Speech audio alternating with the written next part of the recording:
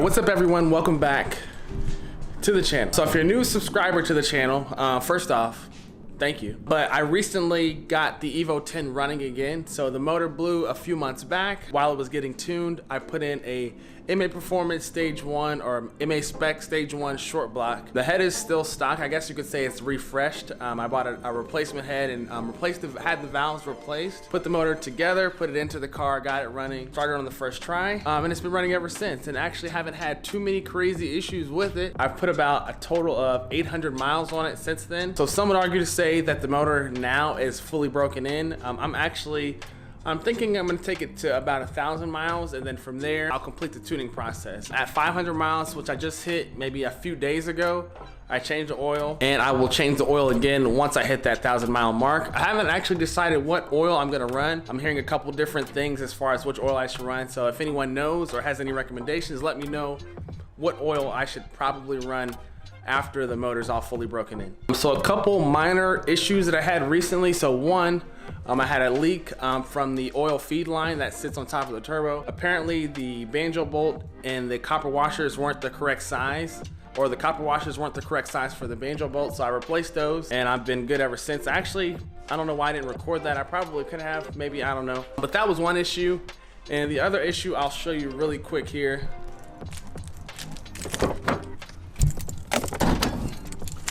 This vacuum line that goes from the valve cover over to the intake manifold, this actually isn't like in there correctly, or it's not seated properly. I don't know.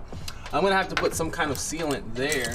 That way it stays in, because I actually was driving and it like came out. But aside from those issues there that I just mentioned, I haven't had anything crazy happen, which I'm thankful for. And I pray that luck continues to stay on my side as I put more miles on this car, because actually I like the car a lot. I enjoy it. But in my last video, I spoke about cleaning the car and how I don't have much knowledge about like cleaning products. So I actually went and picked up this car wash by Chemical Guys. I actually went to this detailing store and they recommended that I get this one. He said that that one was probably the best for white cars. So I'm gonna go ahead and give that a try now. And if you guys wanna try that for yourself, I'll leave that in the description box below. But it's pretty much gonna be a pretty chill day today. So I'm actually just gonna wash the car, but I'm also gonna adjust the coilovers on the STI today as well. So the STI sits pretty low and I like the way it looks.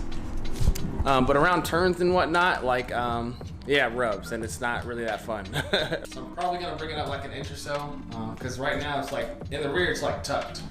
And it's a little tucked in the front as well. But just to make it a little more enjoyable to drive, I'm probably gonna raise it up just a little bit. So those are the things that are on the agenda today. So I'm gonna actually set this camera up on the tripod, and we're gonna go ahead and start cleaning up the Evo.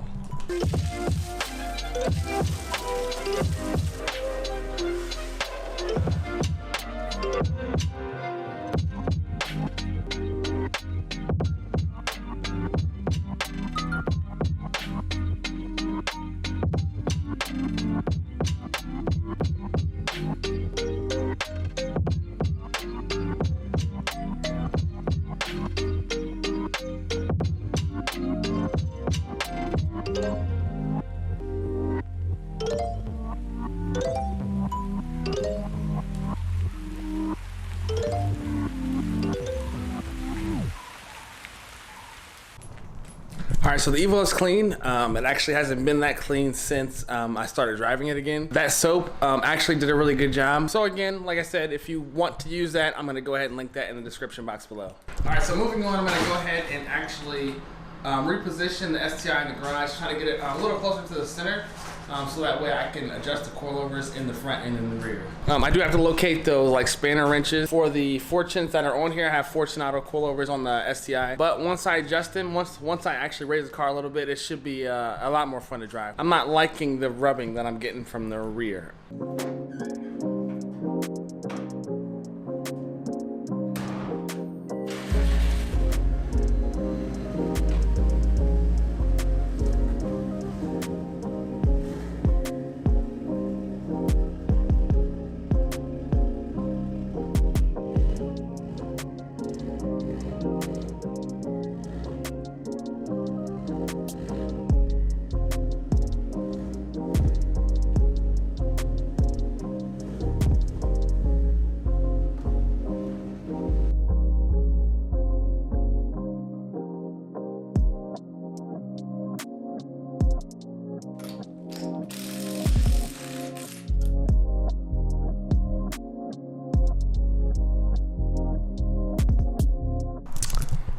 So I'm gonna show you guys what I just found. So like I said, I was hearing like rubbing noise around turns and whatnot. And I thought it was a tire originally, but I don't think it was a tire. So if you can see that, looks like the wheel was making contact with the coilover, which is really weird to me. Let me brighten it up a little bit.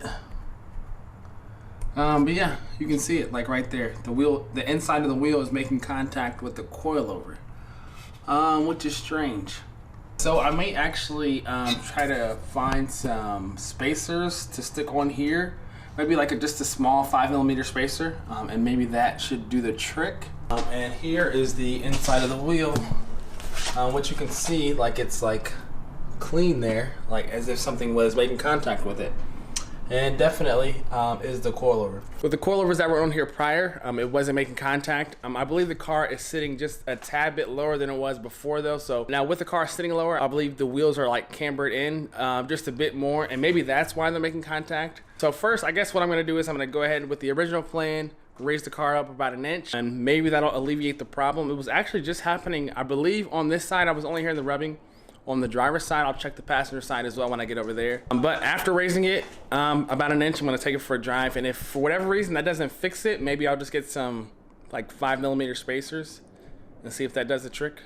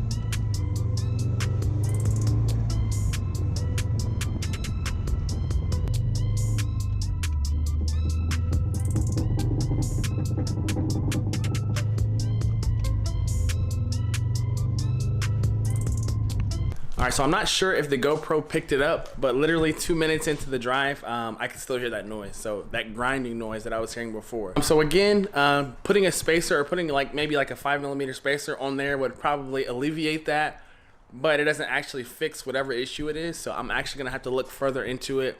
Not today, but I'm actually gonna look further into it to see what that problem is. But if anyone else has any idea what that could be, let me know, because that would actually be cool. That would be helpful. So, but that's pretty much gonna wrap up today's video. A fairly quick, short video. I actually didn't want to go like 3 weeks in a row without posting. In the coming weeks, or maybe in the coming week, I should have enough miles on the motor to where I can finally get the tune wrapped up and see how much power the Evo is making. Also, if you've been subscribed to the channel for a while, I don't know if you guys remember or not, but Brian's Evo, his Evo 8, has actually been done for quite some time now, and I'm trying to convince him to let me drive it for the channel. So hopefully we'll get some footage of that as well. He's making well over 600 horsepower, so it should be a really fun car. So keep an eye out for that. I appreciate you guys checking out the video, and I'll see you guys in the next one.